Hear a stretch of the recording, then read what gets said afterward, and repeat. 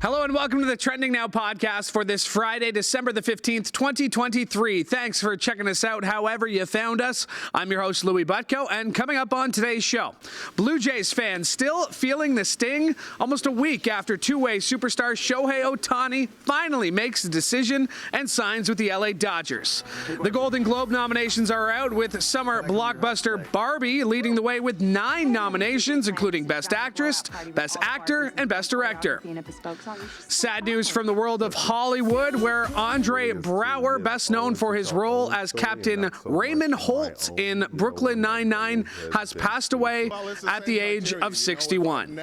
And the latest from Ukraine following a busy week for President Volodymyr Zelenskyy as he visits both the U.S. and European Union, looking for more support as the war with Russia stretches into its 26th month. Emily Tayler is hosting Trending Now and joins us coming up later on. But first, we start with that punch in the gut, that being Shohei Ohtani last week. So I was off last Friday. Laura Sebben's here, our producer, Trending Now co-creator. Hello. Last Friday, I was off, and I was pretty glad. I'm not that I didn't want to be here, but I was pretty glad to be off because it was chaotic last Friday on what Shohei Ohtani was going to be doing. It was. I was like super anxious all day because I started the day being like, I'm not going to get my hopes up. I know what it's like to be a Toronto sports fan. I'm not getting my hopes up. And then I slowly started getting my hopes up. And when he didn't sign, I might have shed a few tears. I just remember thinking, like, yes, I am so in. He's on this plane. It's happening. You know, trusted reporters are saying this. There's an LA Dodgers blog is saying he's made his decision. He's going to Toronto. And then, like you say, I've been a Toronto sports fan for a very, very long time. I should have known not to get my hopes up. Yeah, I was like, it could just be like a talk, like what's happening. And then, you're sad. I was sad because I was like, there were the rumors for Juan Soto, and then there were the rumors for him, and I was like, now what? As much as I love the Blue Jays and as much as I think they have potential, we've had this squad for 2 years now, and they've crapped the bed. Yep. And I feel like part of that is on management, and I feel like part of that is on them not really having anyone in like a leadership position. And I was like, maybe getting someone like this or someone like Juan Soto could be like an extra fire under their asses to get them hyped up and could lead them in this like winning direction that we all know they're capable of. And it's not just Toronto fans, because a lot of people were on the Jays bandwagon at the start of last season thinking they were gonna, potentially be World Series champions. So I was just bummed because I'm like, now what? Like, now what are we getting? Cody Bellinger, JD Martinez. Maybe, there's some players out like, there. What's the holdup? The Royals made a big move today. Like, what are we doing? What's the holdup? What is going on? Well, in case you missed it, Ohtani, of course, it was rumored that he was on his way to Toronto to sign a deal with the Jays. But by late afternoon, it was clear that inaccurate reporting from certain baseball journalists and the magic of the internet had combined to mutate an untruth into a believable possibility. He signed a deal, 10 years worth, a record $700 million, although he will defer $680 million of that until after the contract is up. So he's only going to be making $2 million a year in hard cash. And everybody's praising him for what a great teammate. What a great teammate, Ohtani. You're like totally anti-Ohtani now? I'm not anti-Ohtani. I think what he's doing means that he really cares about the sport and about winning and about the team that he also makes about $35 to $40 million a year on endorsements. Yeah. That's the most by far anyone in baseball. So I think he really genuinely like cares about winning with his team and cares about growing this team, which is why he did that. The only like kind of salt I have would be like, you're saying these trusted baseball reporters. I don't appreciate the Blue Jays being used, or not even the Blue Jays fans being like used as playing pawns. with our emotions like that. Just because they wanted more money where he really wanted to go. Like, whether or not that was his decision, I thought that was like a little bit shady, because those guys both came out and were like, we have sources. We've been in this business. We're not going to report stuff we don't feel confident in. So they purposely got fed false information. Well, and, everybody seemed in on this because there was the one story last week where it's like everybody was asking. Ohtani posted a picture of him and his dog. People were like, what's your dog's name? And then it became out that like, oh, sorry, like you won't find out the dog's name because it has something to do. And then yesterday at the press conference, he says his dog's name is Decoy. His dog's name, it loosely translated, I think it was Decope or something like that. But he said loosely translated, it's Decoy. So he knew exactly what he was doing. Robert Herjavec, my least favorite dragon right now. A CAA agent. A CAA guy. He's represented by CAA. Everybody knew what they were doing. I know. It could have been Robert Herjavec could have said, no, guys, that's my plane.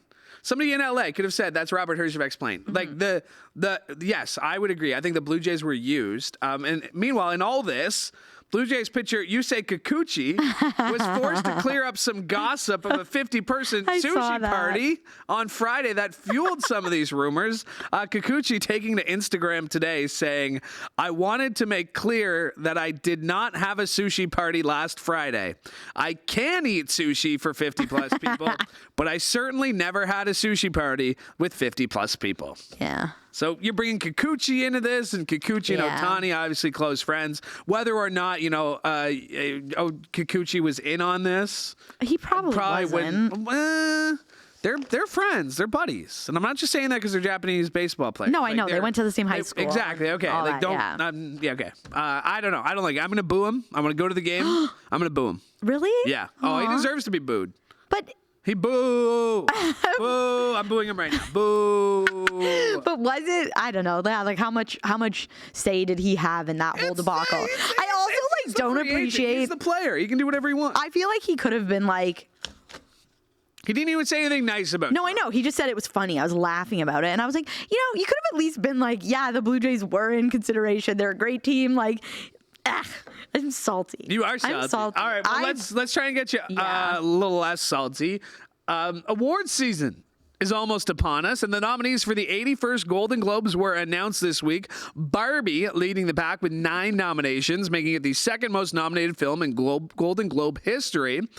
It's got the most noms of any movie, as mentioned, with nominations for Margot Robbie, Ryan Gosling, and Greta Gerwig. That's her first nomination in the directing category. That seems surprising. Crazy. She got an Oscar nomination, though, didn't she? Yes. Okay, but the Golden Globe, that was like a whole story when Little Women wasn't nominated, right? Everybody thought it was a bit of a snub.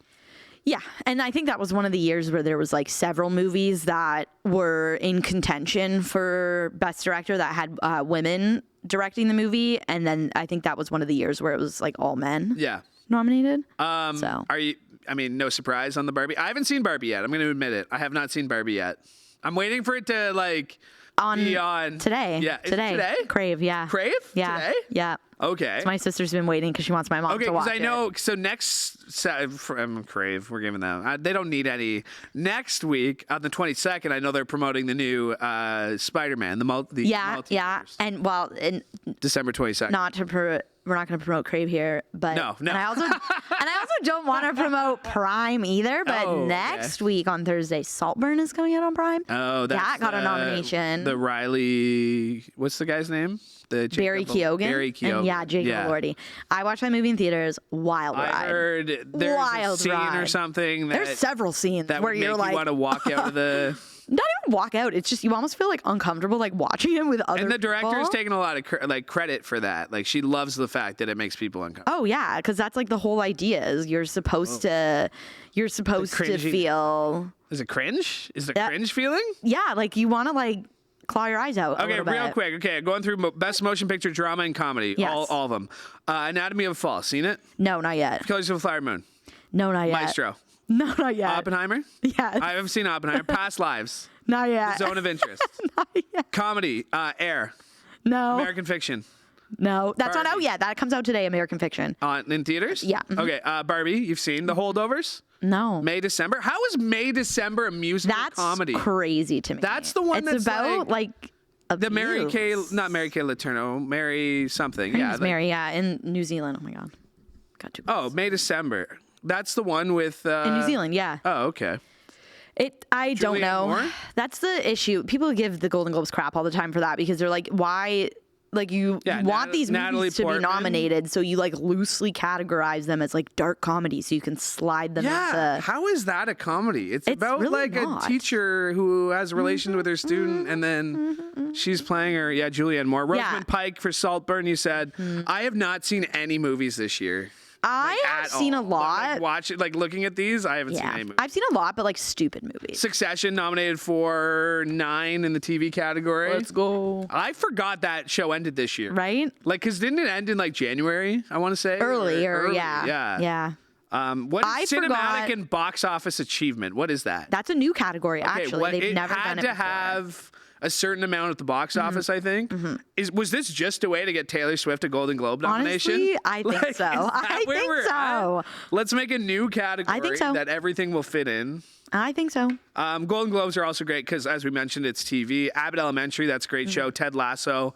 The Golden Globes are the best. Like if You bring in movie people. Yeah, but that's not the reason why they're the best. They're the best because the people attending, so all the actors, get absolutely hammered at the table. So it makes the night better because their speeches and stuff are like more funny because they're usually drunk. But TV, I haven't seen The Bear yet. neither have I. My sister said it's I've really heard good things though. about Jury Duty. I've seen The Morning Show, Succession, but that's, man, I am so far behind. I know. It just happens where like one day you wake up and you're like, damn, Yeah, I'm old so, and I can't keep up with all these shows. When they come out with this stuff, specifically for the movies, I make myself a list. Yeah. And I try to watch it all before the Oscars happen. So the Oscar, I get a jump start because the nominations for the Oscars don't even come out until I believe it's January 23rd this year. And so I watch them all so that I can actually like validly be like, that movie didn't deserve to win. Plus we do contests here at work sometimes, and you want to win those. Yeah, well, but I also like, when I say like that movie didn't deserve to win, my family likes to challenge me on that sometimes. They're like, well, did you even see it? And so then I like to be like, yeah, actually I did. What we don't know, is who's going to host it. I know. There's a bit, not really a controversy, but a lot of people have reportedly turned down the gig. Chris Rock among them, Will Arnett, Jason Bateman, and Sean Hayes. They host the very popular Smartless podcasts. They've turned it down. Set for January 7th, the first to kick off award season. Then they moved up the Emmy Awards too. That everything kind of happens in. Well, the Emmys normally are in September, but because of the actor and writer strike, they couldn't do them, so they're happening in the new year. And then the Grammys usually happen near the end of February. And Oscars same time around end of February, early March is when they happen. I don't entirely know when they're going to be this year. Well, big weekend plans is catching up on all the Golden Globe nominations. Pretty much, yeah. I can watch the Barbie movie on some sort of streaming service. There you go. Not going to mention their name again. Yeah, like a lot of the movies, like they aren't out yet. So like I've made my list, but I have to wait for them to either come into theaters in the first place or be available for streaming. Like Killers of the Flower Moon was in theaters a while ago, but it's a really long movie. And after Oppenheimer, I was like, I don't know if I want to sit through another like 3.5 hour movie on a serious topic. And I knew it was streaming on Apple TV. It's out now, but you have to buy it. So they still haven't made it available for streaming. And I'm like, because can you let me watch Oppenheimer, this movie? I watched it at home. And like I was able to break it up into pieces because it was a very long movie. Yep. I have no attention. I do not have an attention span to sit for 3 hours and watch a movie. Yeah. Yeah. So anyway, big plans for the weekend? For once, no. I am seeing Wonka tonight. Okay. My boy Timothy. You missed him at Yorkdale. Listen, I don't want to talk. You about missed it. him at Yorkdale. If I knew he was there, I literally would have left work. Sorry, Greg and Sue. I would have been like, bye. I have to go see Jaume. Is he Did still you see his hair? Is he still dating the Kardashian? Unfortunately. But did you see his hair? No. It looked so nice. What does he do? What can he do what does he do that I can do? Does it just have to be more on the side? He did it. It's longer now, so he brought it forward. Like And this? you would have to like dry it better and curl Dry it better. Curl and it. curl it naturally? It doesn't really work when you don't have like What? more curls. Oh, okay. I wasn't going to say anything mean. Just more Yeah, you were curls. getting there. Yeah. Enjoy your nothing this weekend. Should Thank be a you. lot What of fun. about you? Great What are you nails. doing? Great nails. Christmas theme. Christmas theme. Mike, get the close-up Nothing. shot. Actually, we got a big work bowling party coming up this weekend. So. Oh yeah. Yeah, I'm gonna be taking part in that. I know. Yeah, I know. It's okay. because I have other plans. I know you do. I'm not. Listen, you're allowed to have a life outside of this place. And honestly, I think they encourage it. I think so too. Laura Sebben, thanks for doing this. Appreciate Thanks, it. Louie. All right, that is Laura Sebben. My thanks to her for joining me as we continue on our look at the week that was on Trending Now. Still ahead, Emily Tayler will be joining us. But first, I want to get to this from the Israel-Hamas war, more locally here in North America. Harvard University was trending this week as its president, Claudine Gay, appears to be staying put and will continue to lead the Ivy League school. This, despite calls to fire her over intense backlash from last week's congressional hearing about anti-Semitism on campus. Now, Republican Representative Elise Stefanik repeatedly asked her and fellow presidents of MIT and the University of Pennsylvania if calling for the genocide of Jewish people violated the school's code of conduct. The hearing increased public outcry over how U.S. colleges are handling campus protests since the October 7th Hamas terror attack on Israel and the subsequent war in Gaza that has reportedly claimed more than 18,000 Palestinian lives. Now, Gay did issue a full apology in the student newspaper for her testimony, saying calls for violence against our Jewish community, threats to our Jewish students have no place at Harvard and will never go unchallenged. And over the weekend, 700 staff members rallied behind her. And a statement from the school's board reaffirming support in Gay's leadership said, quote, President Gay is the right leader to help our community heal and to address the very serious societal issues we are facing. But over 70 bipartisan U.S. members of Congress have called for the firings of all three presidents. And despite support of Gay from her faculty, strong criticism remains. Stefanik among them, but Gay is not the only one receiving backlash. While the University of Pennsylvania president, Liz McGill, later walked back some of her comments in a video on X, it wasn't enough. As many questioned her leadership and wealthy contributors withdrew millions in donations, McGill resigned over the weekend.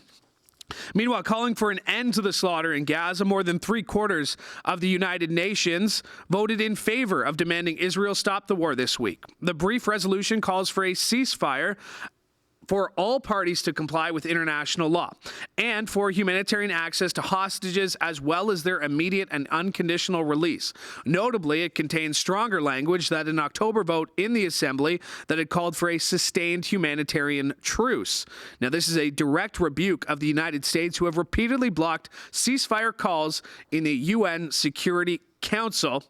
Meanwhile, America and Israel were joined by Liberia, Papua New Guinea, Micronesia, and 5 others in voting against the resolution.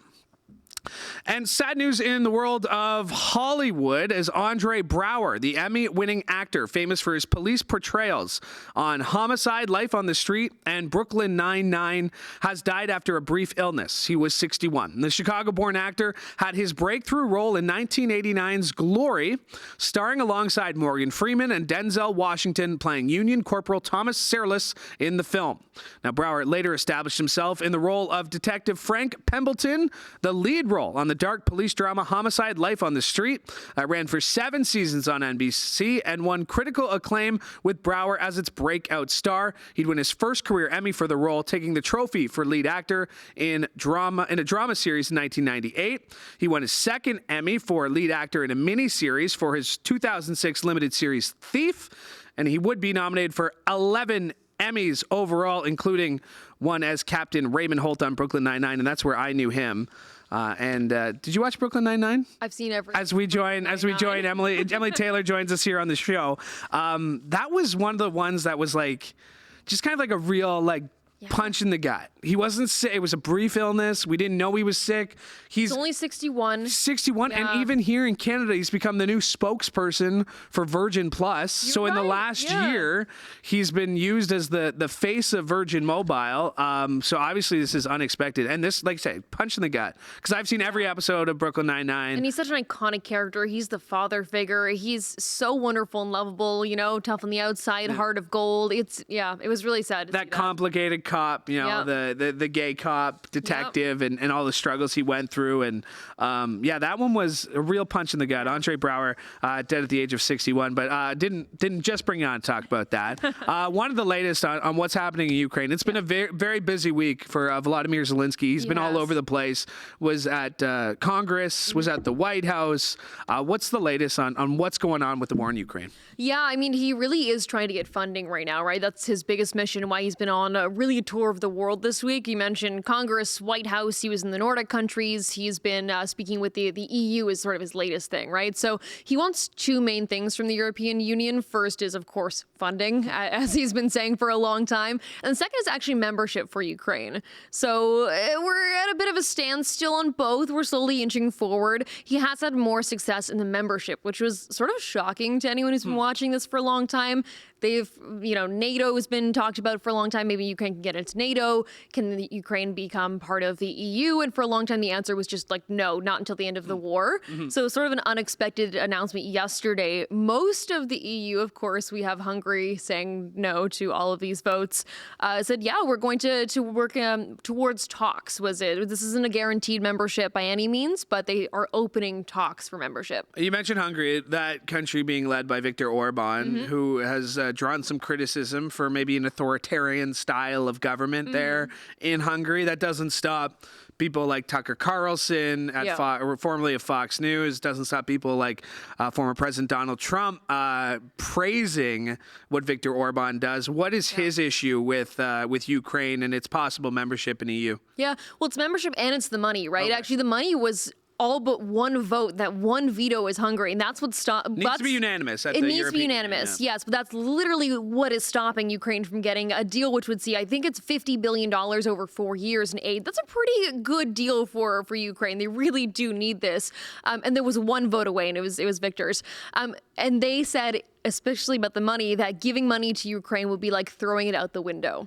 So they just want nothing to do with this. They think essentially it's a lost cause. They don't want to be giving more and more money to it. And of course, as you mentioned, the EU needs unanimous consent. So they are now working around it. That was yesterday. They had the veto vote. Today, the EU has come back and said, hey, even despite this, we're going to try and find a workaround, but it won't happen until at earliest January 2024. So another wait. We've been looking at, the dysfunction in Washington as of late. Nothing coming, nothing constructive coming out of that. He was here. He was supposed to be on a Zoom chat with lawmakers last week because they're working towards this defense bill that's going to want spending for Ukraine, that's going to want spending for Israel. Republicans are saying, if you want this, we need a lot of funding for the southern border, and that's going to be really interesting to see how that plays out in the next few weeks. At this point, it seems like they're at a standstill, right? The Republicans are still holding strong on that being part of the defense bill of like the southern border defense. Biden is yet again pushing for this. The problem really is that we're now heading to Christmas, right? Lawmakers go on break really soon, and then you just have that extra time where Ukraine is just waiting and seeing, and they're hanging in the balance.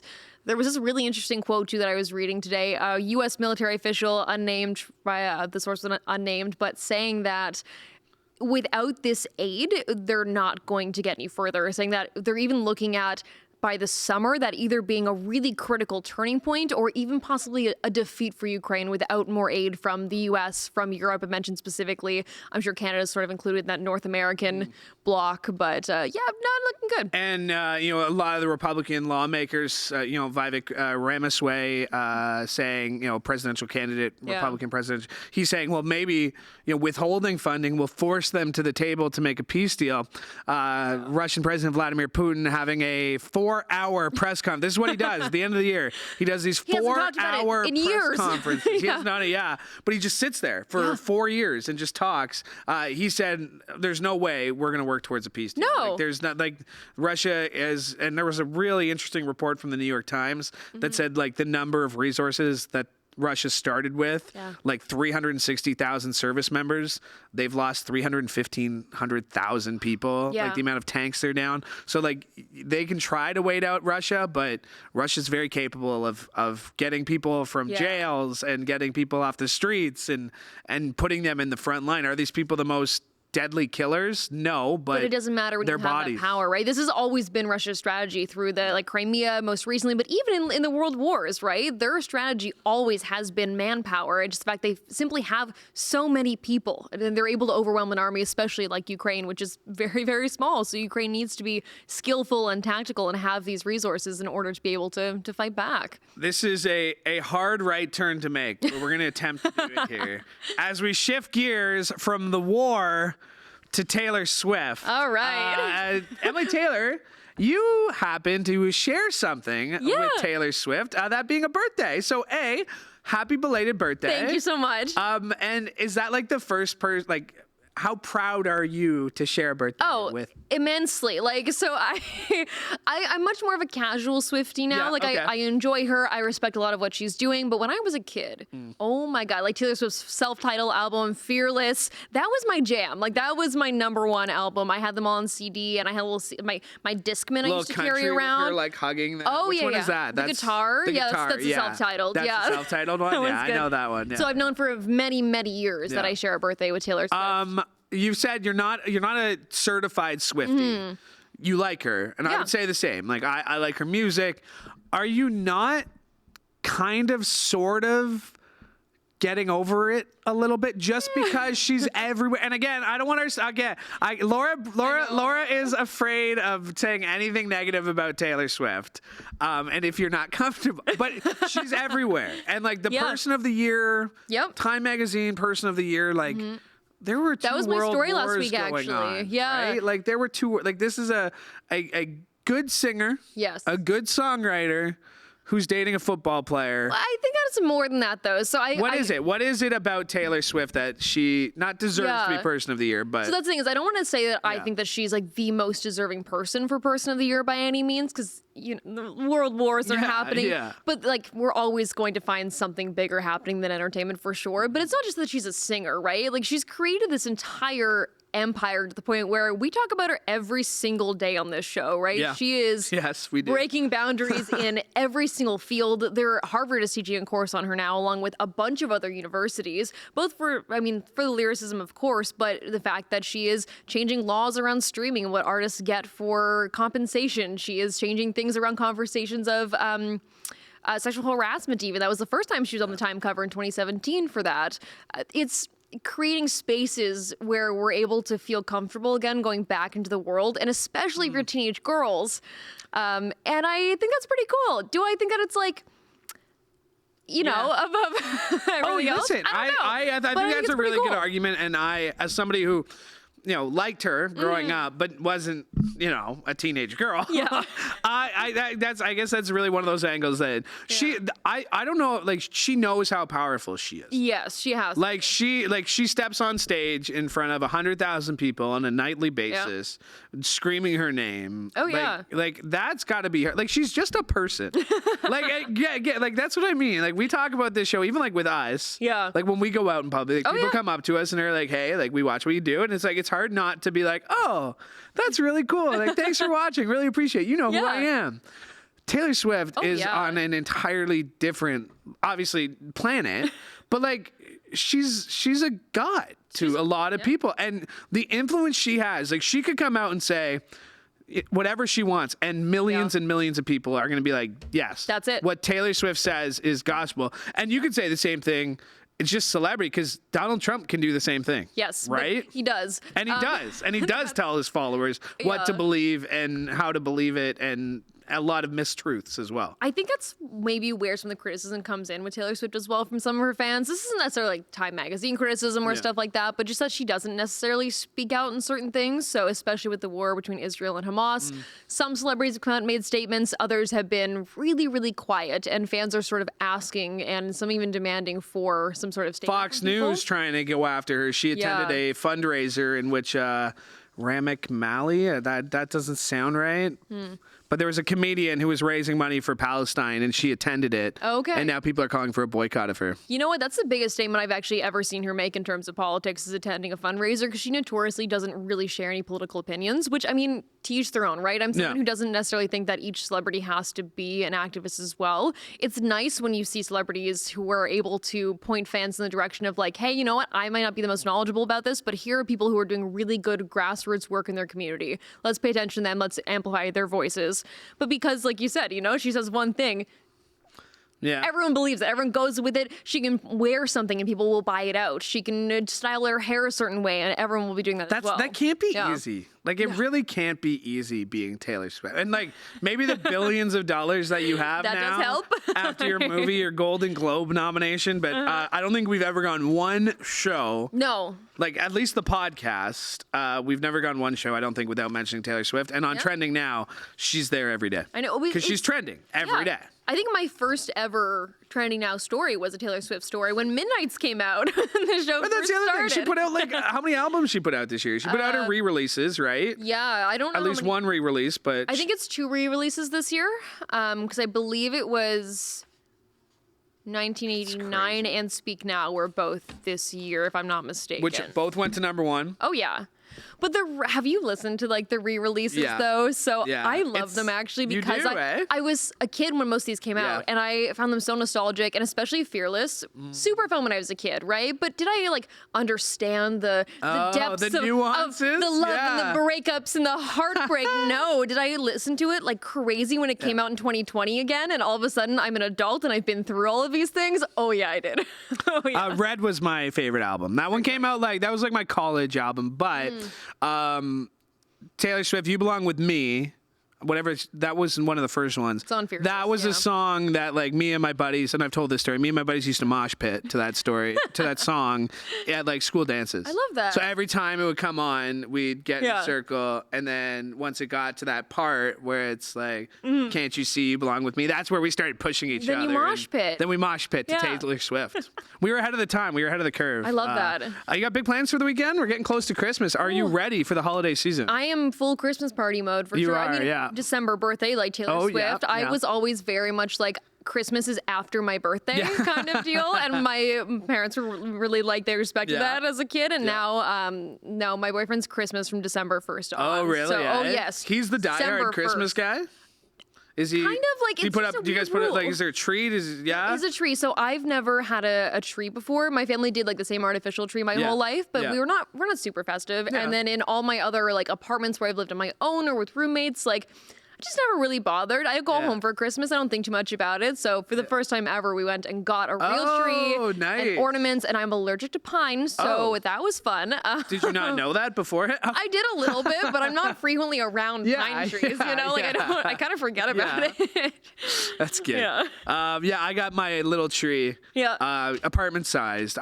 Same idea. I didn't do anything. Didn't decorate my apartment. I was like, just But during the pandemic, I was like, you know what? I need something to like get out of this funk. Like, it was the first Christmas of the pandemic, 2020, and I've had one ever since, and it's the same like little tiny one, but it's a real one every year. I love that. I wanted a mini one, but he's very hell-bent on the big one.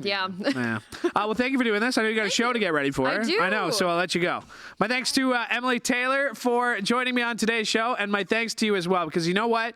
We couldn't do the show without your support. So make sure you like and subscribe to CHCH Podcast so you never miss an episode of this show. And make sure to check out Trending Now on all your social medias at Trending Now CHCH on Twitter /X, on YouTube, on TikTok, and on Snapchat. You can subscribe to CHCH Trending Now. And as mentioned, to catch all of our podcasts, you go to chch.com/podcast, or if you happen to be watching this show, you can subscribe by scanning that QR code on your screen.